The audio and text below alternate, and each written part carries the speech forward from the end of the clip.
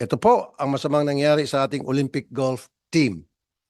They were humiliated when they represented their country without the proper uniform and gear. Pero itong nangyari kila Doti, Ardina at Bianca Pagdanganan, nakakapanliit po. Why are their flags peeling off? Why are their golf equipment covered with duct tape?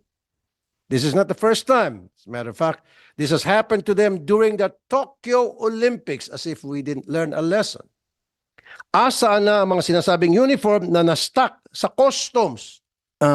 Incompetent po. INUTIL. Yung ilan sa mga kasama nyo dyan na hindi ginagawa yung trabaho ng tama.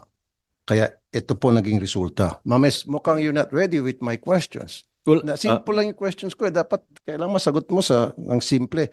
Ikaw ba, sir, pasutin kita ng uniforme na para kang suman, nakapilipit sa iyong uniforme mo, susutin mo pa? Ginawa niyong busabos yung ating mga golfer. Nagmukhang tanga.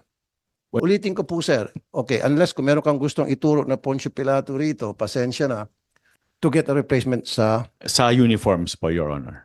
when you say replacement, yung merong duct tape, ba? Tapos Then, maraming mga libre pala mga gears dapat doon, mga gamit na hindi na ibigay, although kasama dapat yun. Ang naibigay lang ata, bola. At kaya niya hindi sinuot dahil masikip. Okay, hindi siya comfortable because when you play out there sa golf or whatever sports man yan o sa Olympics, you must be very comfortable, especially with your uniform. Kung meron kang uniforme na masakip sa'yo, hindi ka komportable, how can you perform? How can you give your best? Ito yung sasabi niyo replacement. Ano po? Tama? Ito, replacement. Tapos may nakalagay yung Philippines, natatakpan ng kwelyo.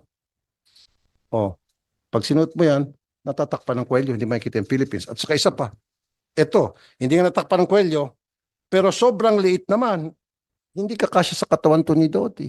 Puro ka plan B. Ang kailangan natin, concrete results. And ito yung plan B ninyo. Yes, Your Honor. Yung plan B ninyo, palpak po, sir. Ang malaking kapalpakan and head must rolls.